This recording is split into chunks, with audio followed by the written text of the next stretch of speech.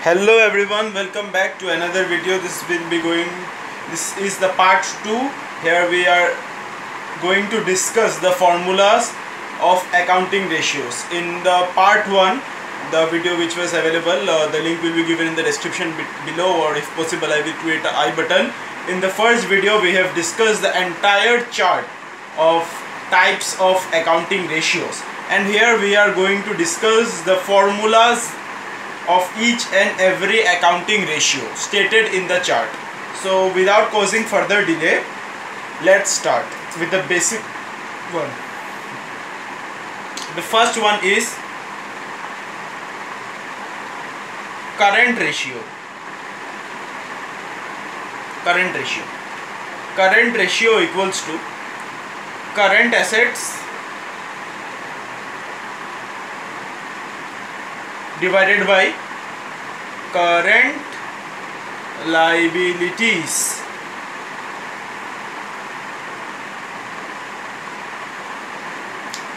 Note is very important. Rule of thumb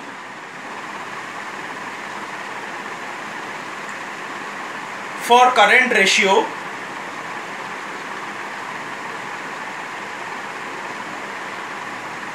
is 2:1. That is, now I am going to explain the meaning. That is, 2:1 current ratio is considered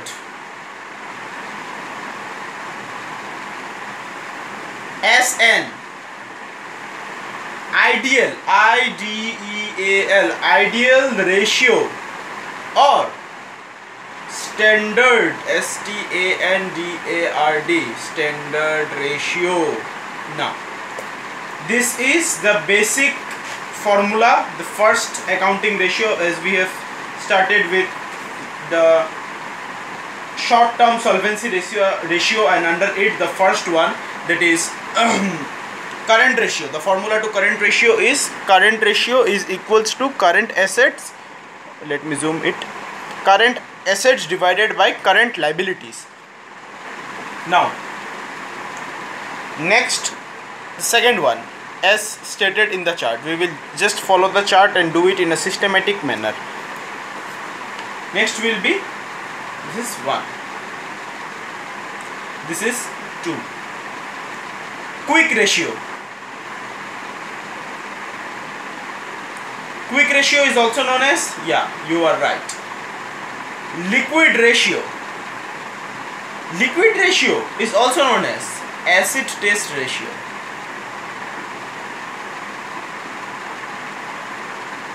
They may ask you any, but the formula will be same, as all are same. Quick assets, or you can write it as liquid assets. Liquid assets divided by current liabilities. Current liabilities in both the cases are same. It's divided by current liabilities, BILITIES. Note, each and every formula here will be followed by a note, because as soon as I write this formula, the things straight away come to your mind, like how we will find out quick assets. The formula to quick assets, I have to give you the formula of quick assets. How to find out current liabilities in this case, I have to give you the thing, I have to give you the technique, the formula. So it will be included in the note. Note A. Rule of thumb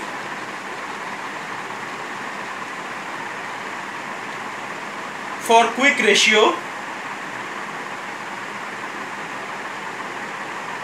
is 1:1. That is 1:1 is considered 1:1. Quick ratio is considered as an ideal ratio or standard ratio.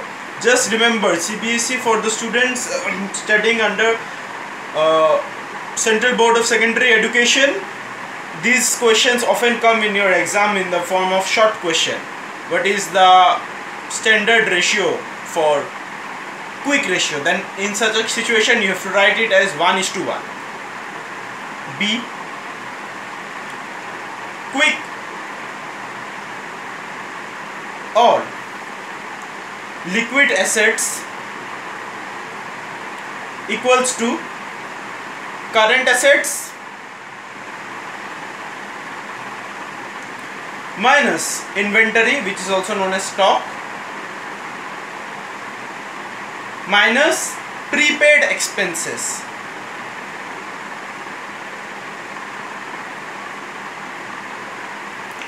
Point C. Current liabilities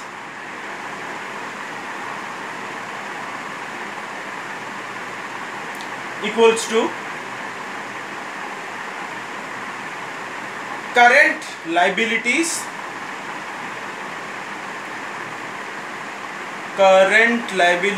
minus bank overdraft.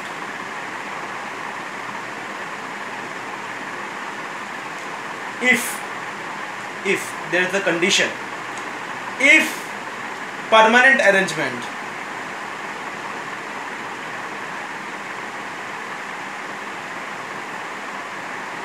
there is a condition in the second one. If there is a permanent condition as stated in the question, then you have to deduct bank overdraft from current liabilities in order to get current liabilities. Third one, absolute liquid ratio.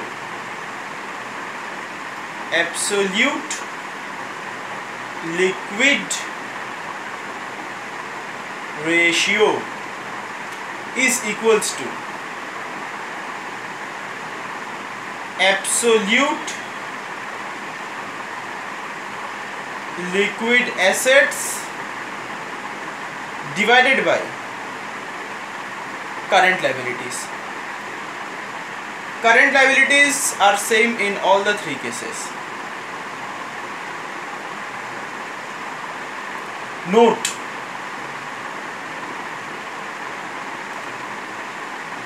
number A. Rule of thumb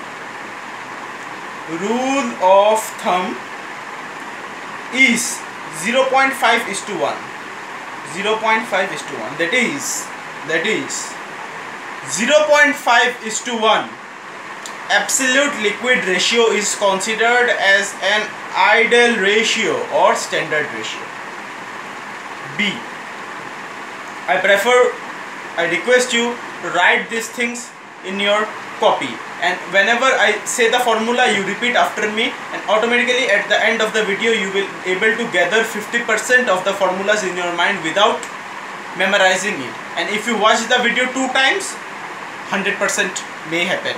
If you give your full concentration, it will happen. If just you have to give the full concentration, that's all. Think I am with you, and wherever you are, I don't mind, just repeat after me the formulas, the whatever I am saying, just repeat after me the notes. You can pause the video, it's not a live streaming going on, you just pause the video, listen and then repeat. Absolute liquid ratio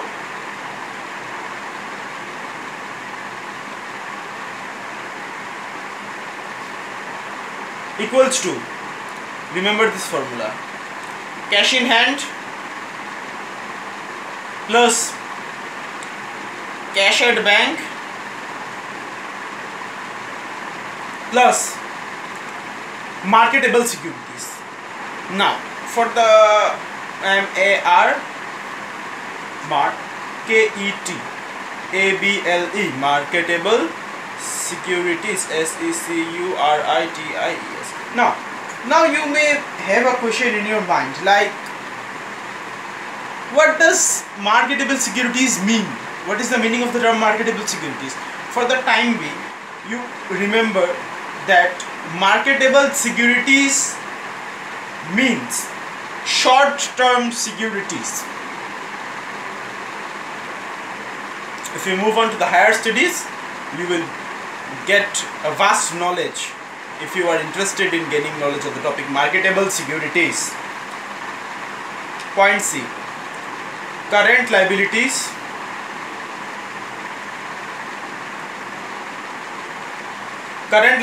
equals to current liabilities minus bank overdraft.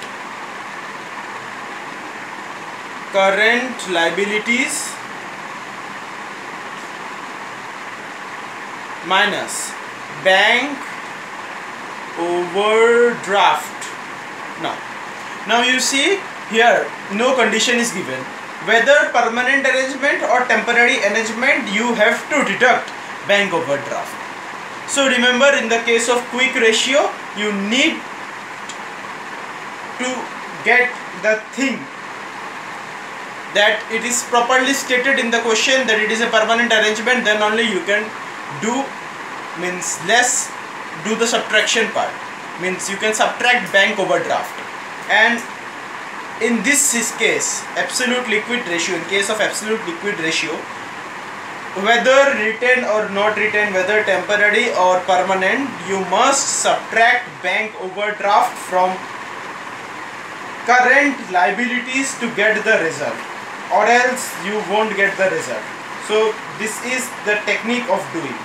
I try my level best to give you the best possible technique, because formulas are given by everybody, but the techniques differ from person to person, from student to student. Whatever is my technique, I convey my technique to you.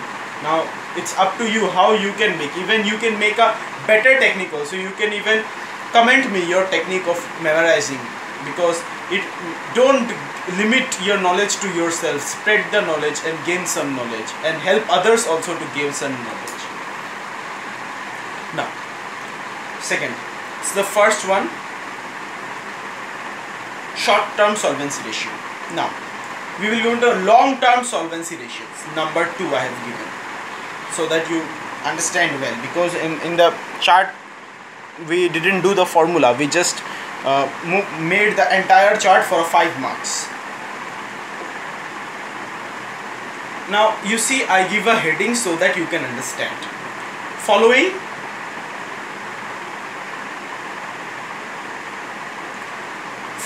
is the list of important formula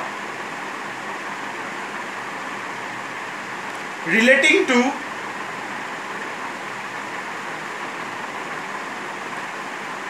solvency ratio.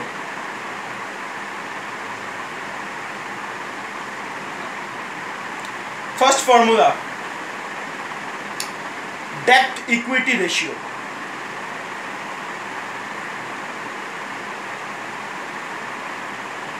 Debt equity ratio equals to, the formula is long term debt divided by shareholders fund or net worth. Now I have to just go on checking that if it's visible or not. The question of visibility arises. Long term debt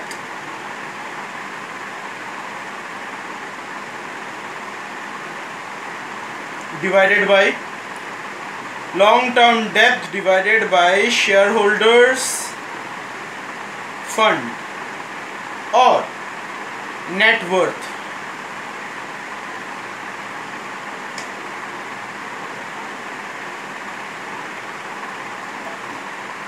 Now the question directly comes to your mind, like how we will calculate long term debt, how we will calculate shareholders fund. Yeah, that's the genuine questions which should strike in your mind. Now I will teach you the formula. I will give you the formula. Inside the formula there is another formula, means you see, and people say like these things are my cup of tea. Yeah, this can be your cup of tea, but after a lot of practice. Here, long term debt equals to, see the formula, equity share capital plus After equity, what comes? Preference. Preference share capital. Preference. Preference share capital plus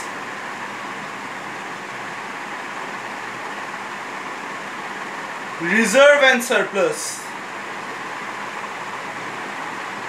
less fictitious assets.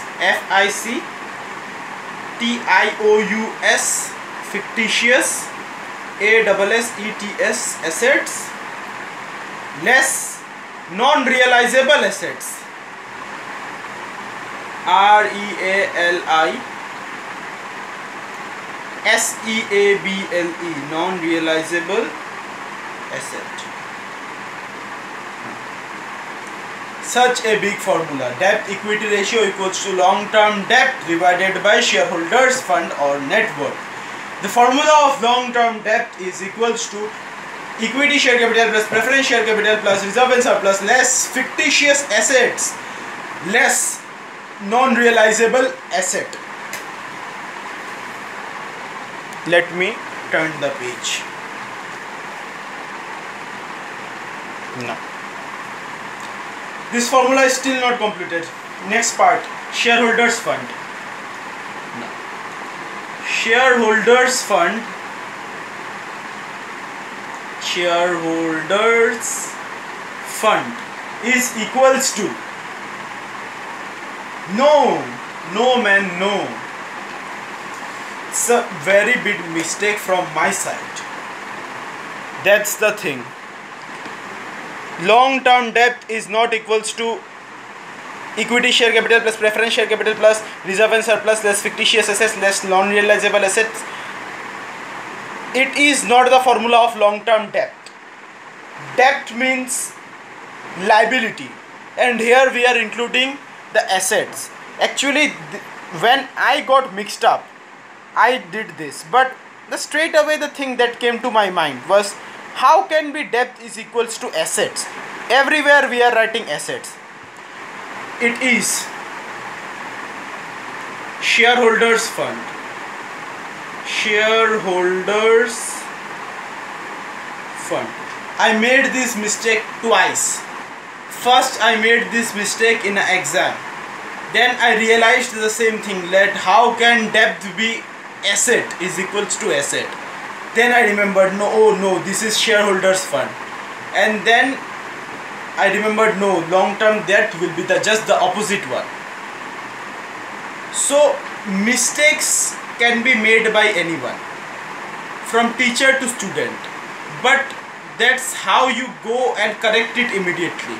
The thing should strike that no, this is not this, because how can debt be equals to assets?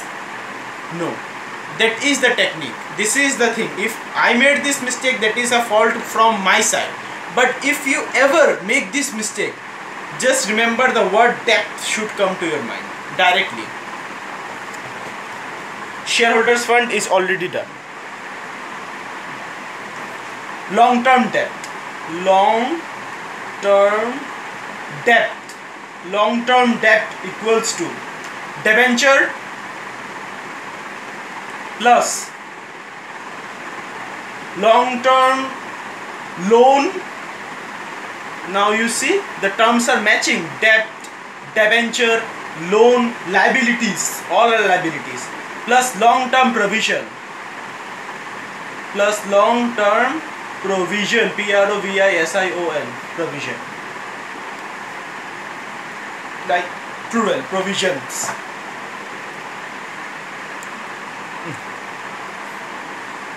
Number 2,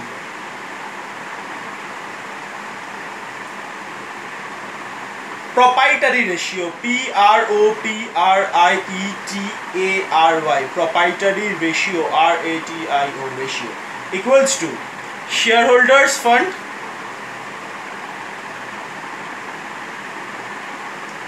divided by total assets. Shareholders fund we have discussed in the previous formula of debt equity ratio. shareholders fund. Just remember total equity share capital plus preference share capital plus reserve and surplus less fictitious assets less non-realizable assets. Remember shareholders fund. You should not include any form of debt in it. Just remember the thing. Now, next formula. Total assets to debt ratio. Total assets to debt ratio equals to total assets. Oh no. TOTAL. Total assets divided by long-term debt. Total assets divided by long-term debt. Now, fourth one. Interest coverage ratio.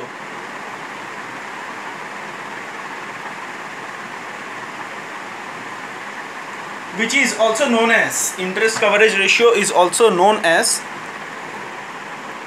let me zoom it a bit for that so that you can understand better. Interest coverage ratio is also known as debt servicing ratio. The formula is EBIT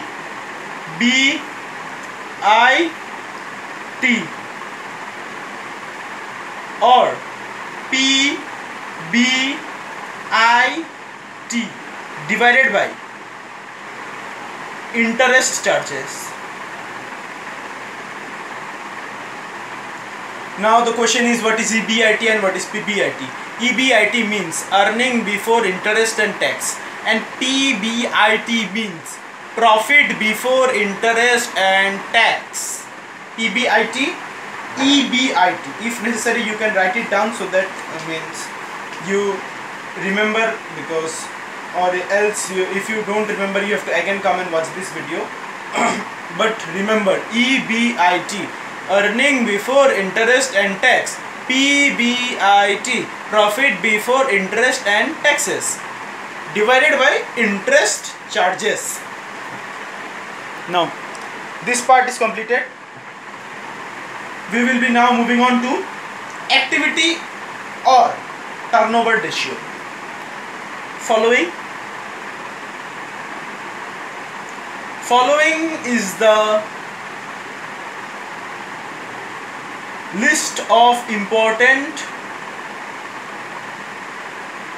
formulas relating to activity or turnover ratio. First formula, this is number 3. Inventory or stock turnover ratio. Inventory or stock turnover ratio. Cost of goods sold. It is sometimes said as COGS, cost of goods sold, or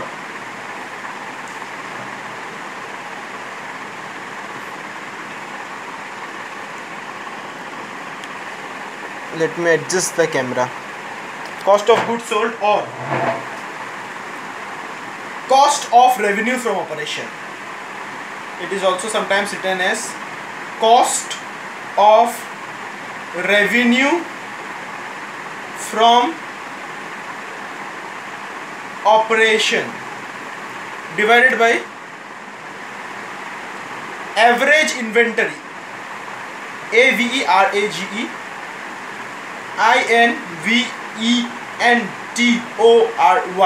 average inventory. Note, average inventory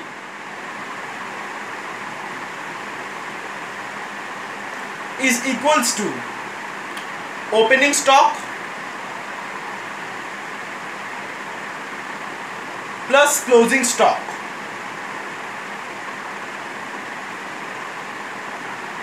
divided by 2. Opening stock plus closing stock divided by 2 is equals to nothing but average inventory. Next formula. Things are not so easy. Like, you have to give a lot of attention as well as a bit time consuming process. Debtors turnover ratio. Debtors turnover ratio equals to net credit sales, net credit sale.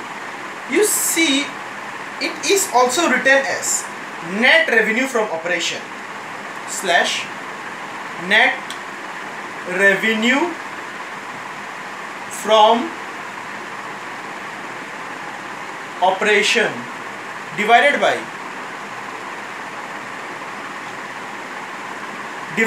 average debtor. Average debtor or average accounts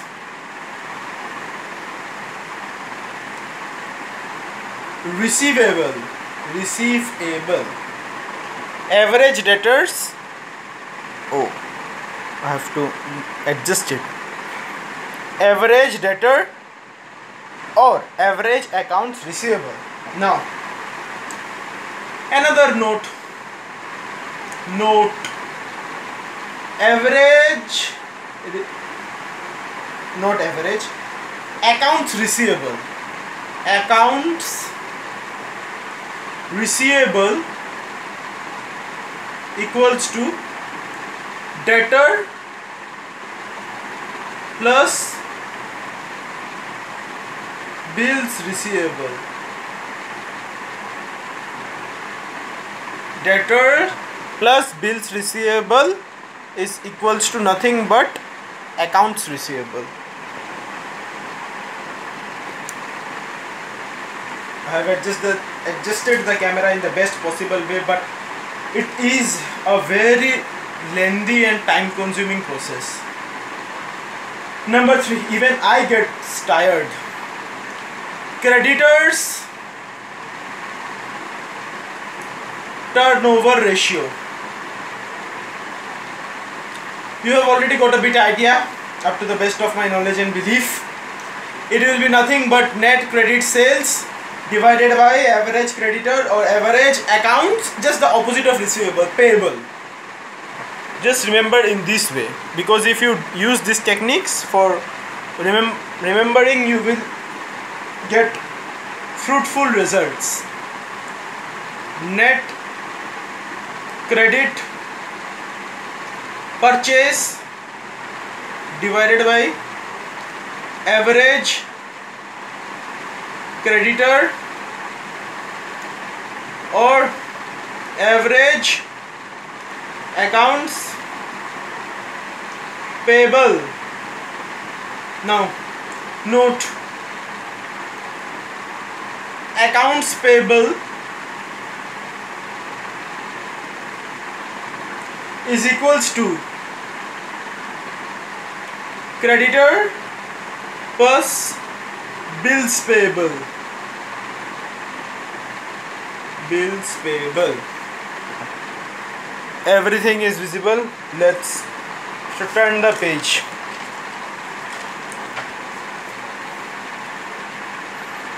Actually, my online classes are starting of foundation courses, so within a few days I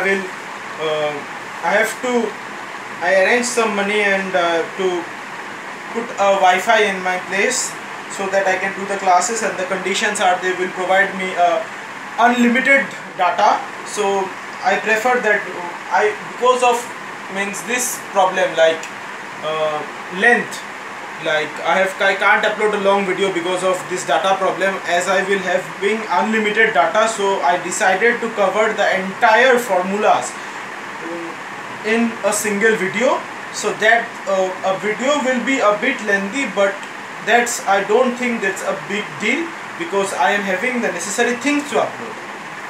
Things apart, this just for a bit relaxation I discussed my personal thinking with you all. Now moving on to the next formula. Formula number 4. Everything is visible. Yeah.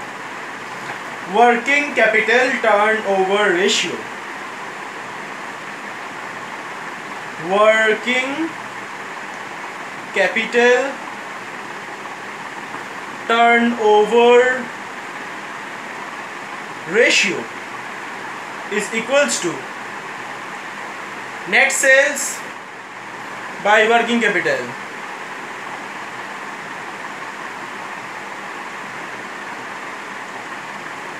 Or two types. Working capital turnover ratio. Working capital turnover ratio can also be done by using another formula. COGS, cost of goods sold divided by working capital.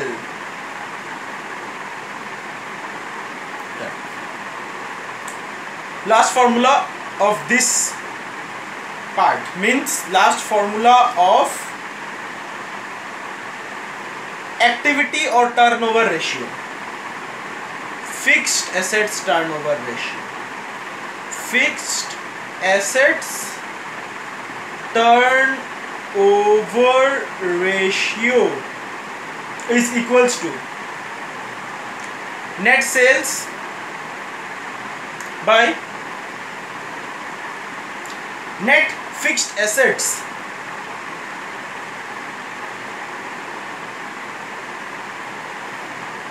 it is also done by another formula.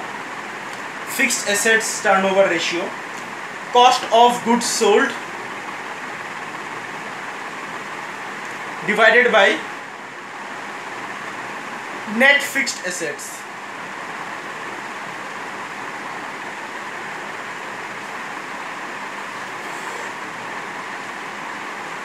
After this, I can finally say all the formulas related to turnover ratios are completed.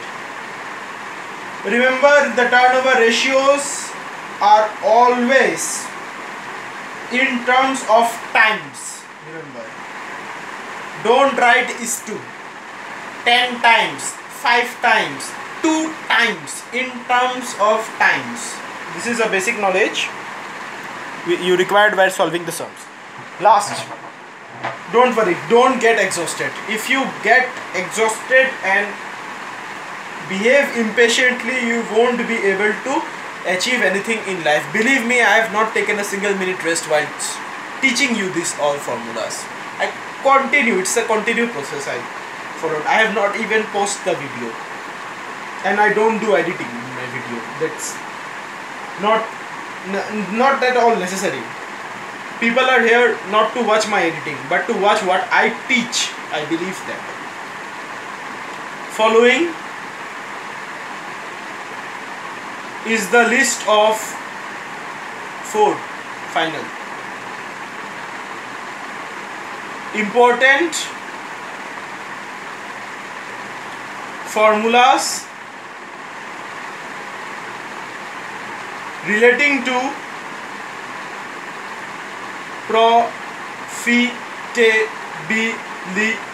profitability ratios. Quite simple. We will do it simple and classic. Gross profit ratio. Gross profit ratio is equals to gross profit. Here you get in terms of percentage. Gross profit by net sales into 100. Whenever you solve sums, you get the answer in terms of percentage. Point 2 means next formula, operating ratio, operating ratio is equals to operating cost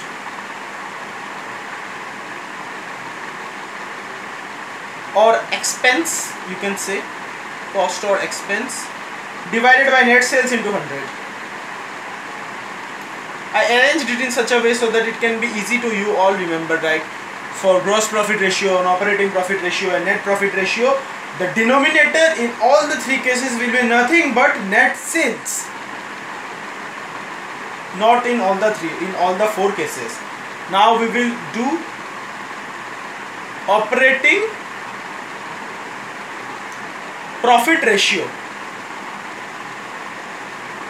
is equals to operating profit by net sales into 100.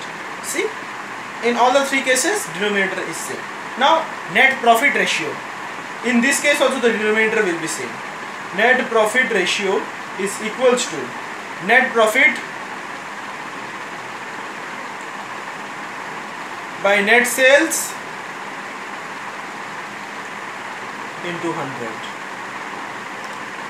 A similarity is maintained in all the four cases. In all the four cases the denominator is net sales, so that it is easy for you all to understand.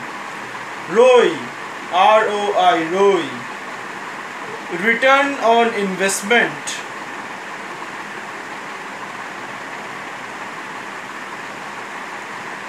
or it is also known as return on capital employed.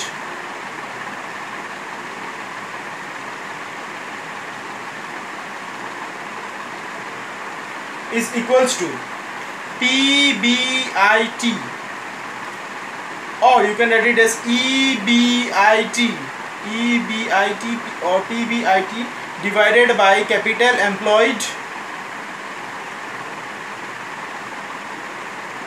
into 100.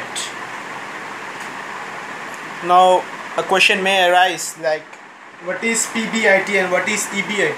PBIT means profit before interest and taxes, and EBIT means earning before interest and taxes. Simple. Next, number 6, return on shareholders fund. Return on shareholders fund is equals to PAT, PAT, PAT divided by shareholders fund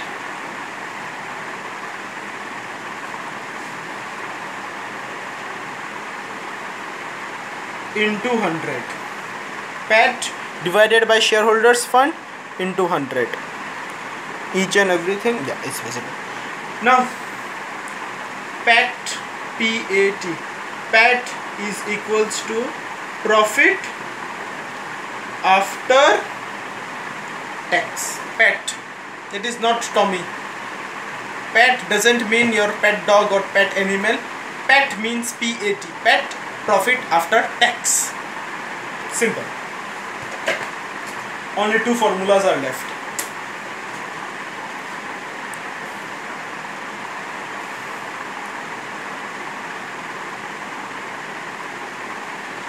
EPS, earning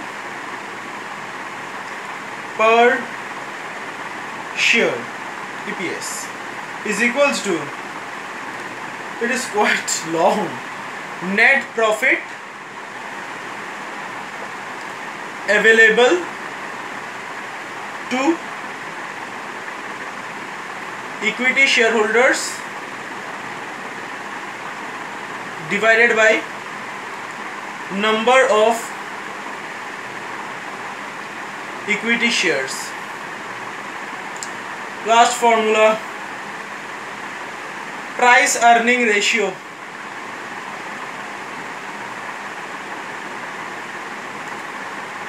PE ratio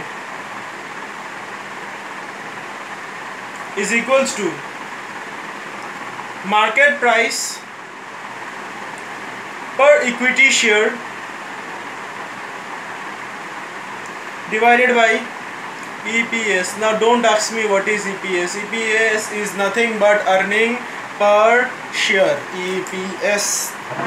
This is the exhaustive list of formulas which you need in high secondary level. Apart from this, there are more formulas which are not needed, but if you still want the formulas, I don't have any problem in giving you the formulas. Just comment me in the comment section and let me know your queries and requirements and what you want me to teach in the upcoming videos. And that's all for today.